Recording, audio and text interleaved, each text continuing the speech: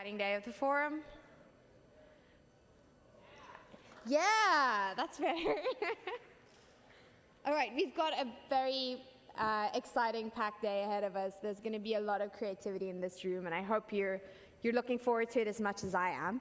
And just before we start, just some logistical things I just want to clear up for you. We're going to be working here and spending time together and sharing ideas here until 11:30, and then you can grab something to eat, come back to your table and continue the conversation, and we'll have the panel with our consortium starting at 12, so at noon, and then we should be wrapped up here by 1:30. But until then, get into it and enjoy the day. So again, break for food at 11:30, grab a lunch, come back to your table, and then we'll have the gentleman from the consortium up here at noon. All right, and then I'm going to hand over to David Cooperrider. Hi, David. Great. Thank you. Okay, good morning, everyone. So, in a few minutes, Peter Coughlan's going to come up and continue to take us through this design process. And I'm really looking forward to the creativity and what we do. And a number of people came up last night and just shared reflections that were happening for them, lots of insights. So we're going to have some time for some reflection today before we take off, and here are some of the insights and learnings that are beginning to percolate. Isabel actually wrote a poem. Isabel, are you here? Yeah? Would you come up and just share your reflections? Yeah. What's that? Ah.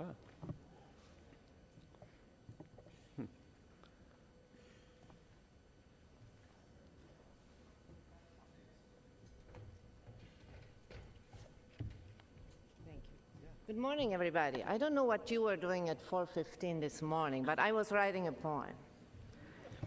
And it's called 67 Hours. And I hope I get it through. I meet a friend. I make a friend. I hear what I should know. It's CO2, it's poverty. I know what I should fear. It's 2012. We've got no time. It's raining in my heart.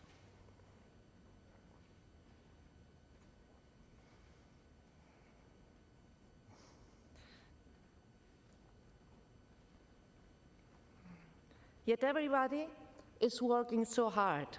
I think it can be done. Chick works for peace. Tom works for love. Ron thinks that there is hope. We are all in this and holding hands. The chain seems to expand. But then, at once, I think of home where people just ignore. They drink their latte and drive to work and watch the news on sport. They don't recycle and have 2 vans and worry about the gas. So I look back the past 2 days and sense the privilege.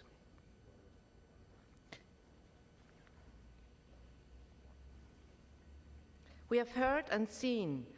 It's time to go, ambassadors, through these doors. We've got to run. We've got to act now. Speak up, be bold, stand up. There's no time, just fear and hope. And it's raining my heart.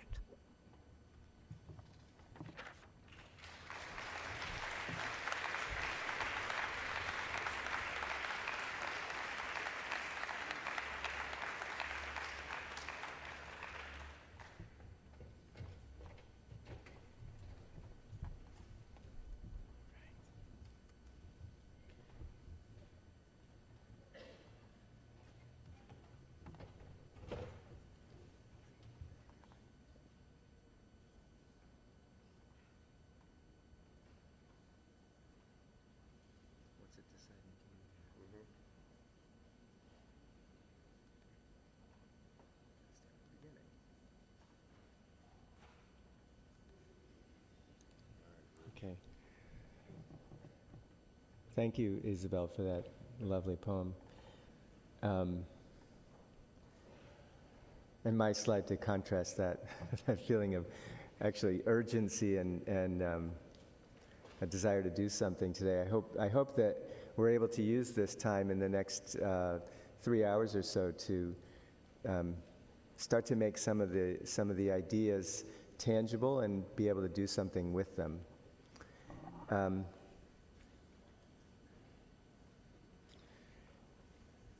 So the goal that we've agreed upon for this morning is to develop some ideas and plan actions that live on beyond the conference.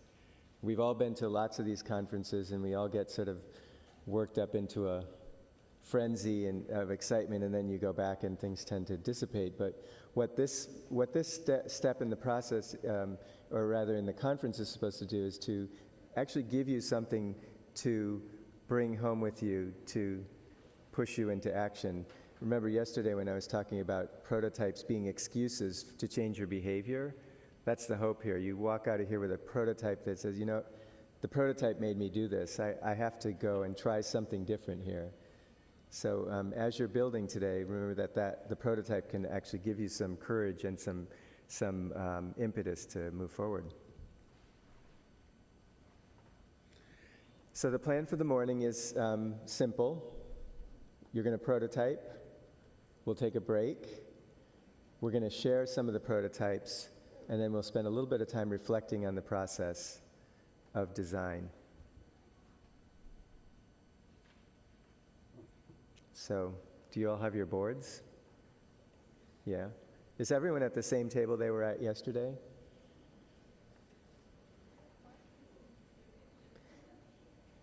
Yeah, the reason I'm asking is it would be okay for you to sit at a new table, but you're going to have to learn that table's ideas. And so it's going to be easier for you to start with your own table of ideas.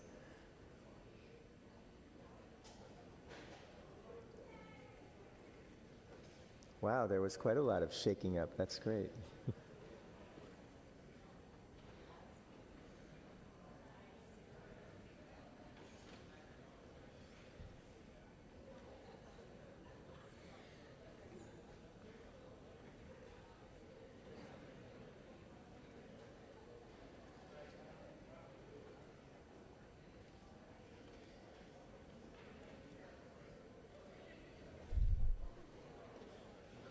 Okay, so just to quickly review yesterday's topics.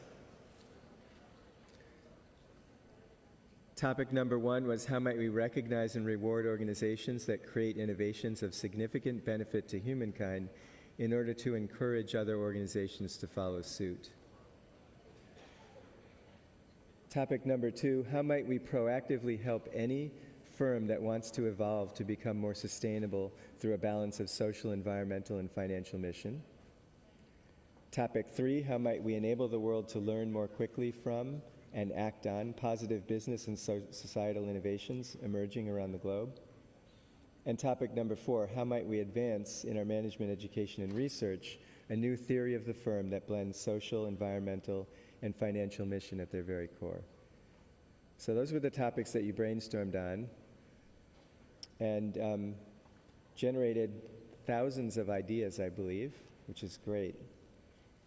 What we're going to do today is translate some of those ideas into action and through a process of rapid prototyping. How many of you have a definition in your head of rapid prototyping already? Okay, so a few people.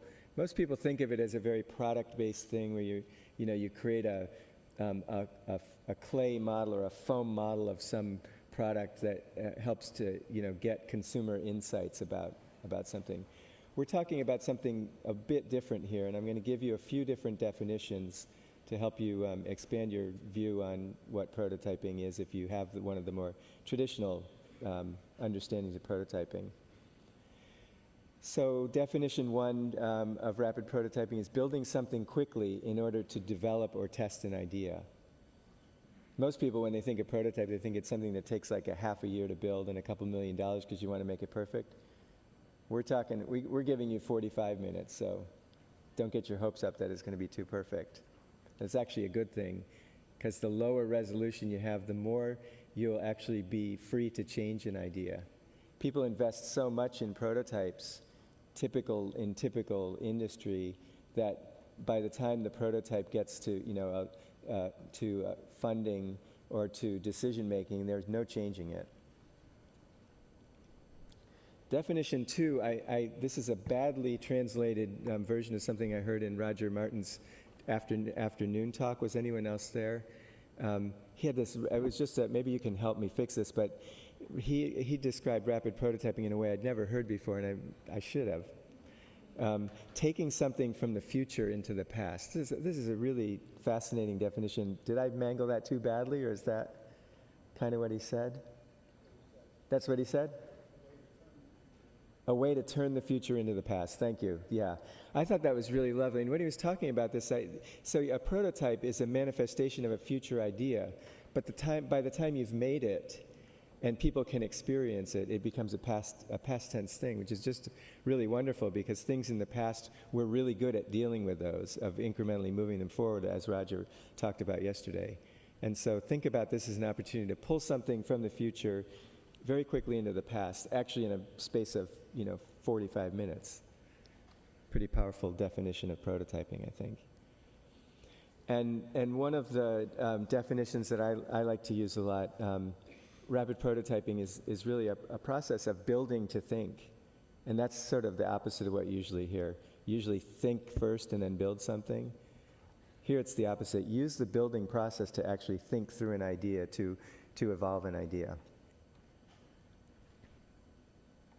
Oh, by the way, this image that you see is, this is how we rapid prototype software on handheld devices, Post-it notes. Can't get any quicker or cheaper than that. And boy, do you learn a lot in, a minute. And you show that prototype to a potential user, and you ask them to do the function that the screen represents. And you learn, they don't understand what that menu item means. The button, they expect it to be somewhere else. And then you throw that prototype, that Post-it note away, and you draw another one, and you give it to them, and you say, now try it again. And you see if you've improved it. So there are many, many different types of rapid prototypes. And here are some images of some different types of things that we're expecting you to potentially build or develop in the this morning's session. So for some people, you might be developing a plan, maybe a detailed plan about bringing an idea into your organization, or creating a new organization to deliver something. You might make a physical model of something. Maybe you have an idea on your boards about a prize that wants to take on a certain form. Different tools, or actually enacting something to understand a process better.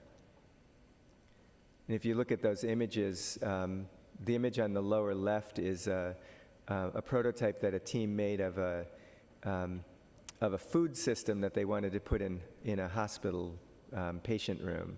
And they learned all sorts of things. Their big insight was, oh my God, we've got to clean these things. And our system is not set up to have that kind of thing happen. And so we're going to need to develop a subsystem around cleaning if we want to have this idea manifest in the hospital. The prototype in the center you see with all the colored dots, that's a really interesting prototype that turned into an experiment around how do we get people in an office building to use the elevator less. Well, let's just have a contest, and we'll put it out in the stairwell, and we'll give people stickers, and they'll self-regulate and tell us when they've walked the stairs, and then let's see how people use that. Wonderful prototype. On the top right corner, you see a prototype made out of construction paper. This was actually the design of a new healthcare facility.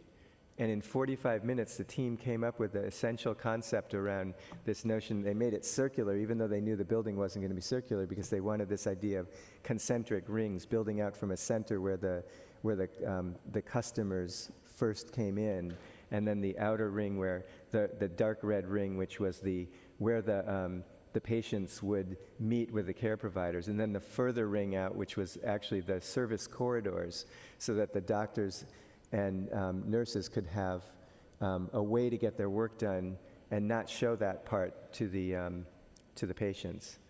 And this actually got implemented a couple years later, but it was that vision that came up in a session like this that helped them to see that very clearly. And in the lower right corner, you see a group of people who are enacting a new process. This is a registration process, and they wanted to understand if a customer comes in the door, what kinds of information should we be providing them? What are steps in the process? What tools do we need to have to support this new experience for customers?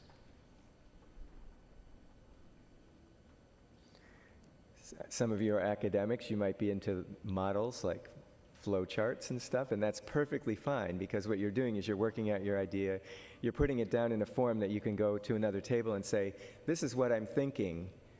Do you understand this? What does this mean to you?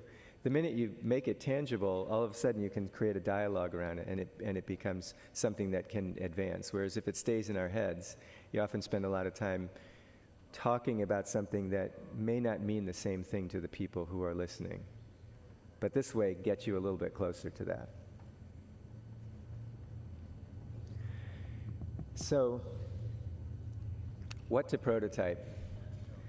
Well, there are many different ways to go about making decisions, and the whole point of prototyping is to lower the bar so it's not all that important, because in my experience with prototyping, if you take an idea from the board, typically that idea is going to take a 90-degree turn in a direction you don't expect.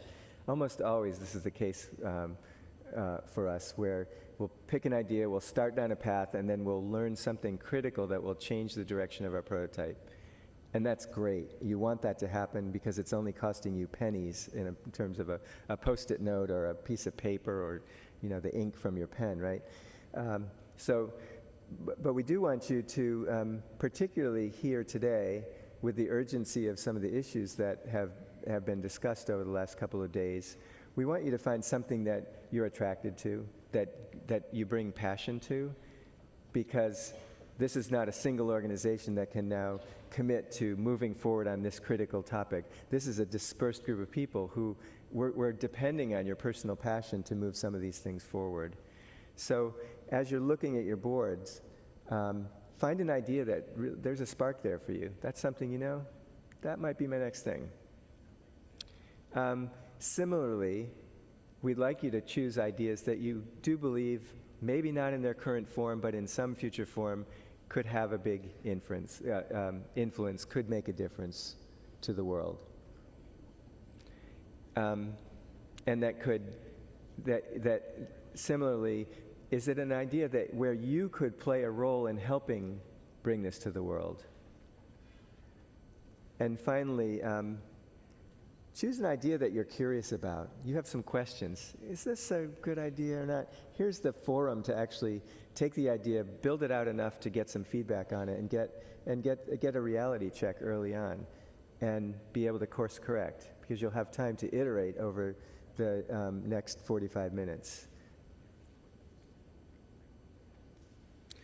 I just wanted to reintroduce the ideas that David had coming into the conference from other conferences, from conversations that he'd heard, 4 sort of promising ideas, and we would very much like people to focus on these ideas if you're at all passionate about them, aspects of the ideas, make them tangible so that they can help move some of these ideas forward. So idea number 1 was a Nobel-like prize for business as an agent of world benefit. Idea number 2 was a process to help firms become a source of sustainable value. Idea 3 was a world learning architecture to advance business and societal innovation. And idea number 4 was to advance Prime through building a new theory of the firm. Now, our How Might We topics yesterday were aligned around these ideas, but were designed to deliberately diverge. So maybe we heard the discussion yesterday from this area that, well, maybe a prize it's a competition, it's too old world paradigm, we want to do something different. Perfectly fine. Keep going in that direction where you're idea generation led you, and come up with an alternative to this. So you don't really need instructions on how to prototype. You all do it, but we're going to give you some anyway. They're very simple. We want you to use materials that are on the tables. There's a box in the middle of most tables, and if there's not, you can go steal. I see an empty table that has a box on it. And you're going to open that box and find a bunch of materials that will stimulate your thinking. We would like you to, even within your table, work in a team of 2 or 3, because we found that any more than 3 people and it becomes a talk fest. And we don't want talking here, we want building. All right? You can choose to dive deep on a particular idea that's been generated, or you may want to choose a bunch of ideas and integrate it across from the different topics and integrate across them, right? So someone might have an idea of helping from the formation of a new sustainable business all the way through to the transmission of what that business has learned out in the world. And you may come up with a process that crosses all those different things, including how to recognize them, all the topics that we covered. You're perfectly free to go that way, so broad and shallow. I guess Roger Martin wouldn't like that, but we can still go with that for now. Or you might want to go very deep on a particular step in a process or one of the topics. And again, work with ideas that jump out at you. We're not going to go through any kind of formal voting rank order, force fit, selection process. We're going to ask you just to follow your heart. Find an idea that jumps out at you and start there. Use your table mates for feedback. So 15 or 20 minutes in, you should have something built. And at that point, you might want to all just take a breath and say, hey, here's what I'm building. What do you think? Can you give me some feedback so I can iterate on it? Take that feedback, and sometimes you get the feedback from your own teammates, and iterate. So show that what we want you to show when you present your ideas later is how your prototype has evolved over time based on the feedback that you've gotten. And you're going to do this iterative loop for as many times as you can until time runs out, and that's going to be about 45 minutes. At your table, at a certain point, you may have all reached a steady state with the mini prototypes that you're working on. See if you can do a mashup. See if there's any kind of way to integrate across the prototypes, just to see if that will help grow the idea in any way. All right? We'll be wandering the room, and if you have questions, just let us know, and we can come over and try to help. Toward the end of the prototyping, or maybe even along, you might want to make a list of some questions that you would need to answer in order for this prototype to develop even further. And you might also keep a list of resources that would be required to develop your prototype. I'm thinking yesterday there were a number of ideas about creating reality TV shows. And so as you're developing that prototype, well, one question you might have is like, how do reality TV shows actually come into the world? And a resource question might be, does anyone in the room know someone in the entertainment industry that could help me to bring my idea to Hollywood, right? And then finally, what we'd like you to do is to write down an intention that you could honestly commit to follow through on after the session. And we say honestly because we know that many people are very pressed, and we don't want to create a condition where we're actually saying, look, you're going to commit to do something. That's going to be your choice, but we'd like you to think about something that you could commit to. And we're going to create a little bit of infrastructure to help move some of this forward, and we'll talk a little bit about that as well. So, just a couple of other things here. Don't build something that isn't new to the world. So many times we'll get in these prototyping sessions and someone will spend 45 minutes prototyping a really beautiful laptop. It's like, no, that one's already been invented, and what you should have been doing is thinking about what is the information that you wanted to present on that laptop to the world, right? So don't misuse your time to develop something that, you can fold a piece of paper and tell people it's a laptop and they'll believe you in this session, right? Or you can borrow someone's laptop and put a piece of paper on it to make the point. We definitely encourage you to play. Play is a tremendous way to break through some of the barriers of your traditional thinking, but don't just play. When we would actually like to see some ideas that generated and developed that have some gravity to them and not complete frivolity. But frivolity is really important as a way of getting there. So understand the distinction there. Remember, there is serious work here to be done, even though we can do it playfully. So I tried to anticipate some of the questions that you might have. Can I change tables? Yes, you can, but you're going to have a little bit of a learning curve to learn the ideas that were generated in that other table. But your passion actually might be another person you met at the conference, and that's okay to help, go there, and maybe you guys want to work on something together. That's cool. What if I want to work alone? I suspect there are a number of lone geniuses in the room, and you can do that, but do it in like a parallel play sense, like kids do, where you're working at your table, and every once in a while you bump into someone else and maybe ask them a question or two. But really, use the experience to try to build something together. You'll see how much fun that is. What if I have trouble starting? Oh, you will, believe me. Everyone does. And my advice there is just open that box and reach in and take out the first thing that comes to you and say, how could this contribute to making my idea tangible? And just force yourself to go down that path. Another question, what if my idea doesn't lend itself to being built? I've seen everything built.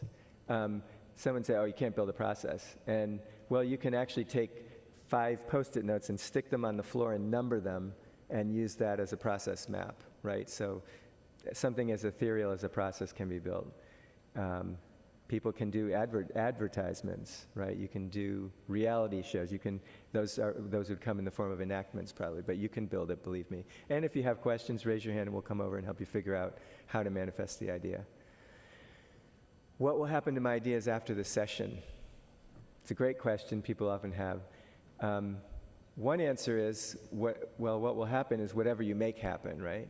But I did mention that there'd be some minimal infrastructure put in place. In the form of this URL, there will be a site where you can actually post your ideas, solicit feedback, ask questions, and we'll share this URL at the end of the meeting as well. But there will be a sharing site for you. And ideas that were generated at the last get-together had some airtime during this conference, so that's another thing that's being discussed as to, can we actually bring these ideas to the stage, literally, the next meeting, and give reports on how things are going. Whoops, that's after. So what we're going to have you do right now is set your watches for 45 minutes. Well, I'll set mine. And that'll bring us to about 9:45. And we're going to have you just dive in. I'm going to let you talk. Nobody gets away with not talking, although I've actually done it where we've forced people to be silent and just start building. It's not as much fun, I have to say. Talk a little bit, indulge yourselves in that, choose an idea, figure out how you want to configure a team. This is all very amorphous, this part of the process, because we want sort of natural groupings to emerge. What's something that everyone's passionate about, or how do we divide and conquer to pull together the killer process, all right? So take a few minutes to sort of self-organize, find an idea or 3 ideas that you want to start to build, and then just get into building. Okay? Begin.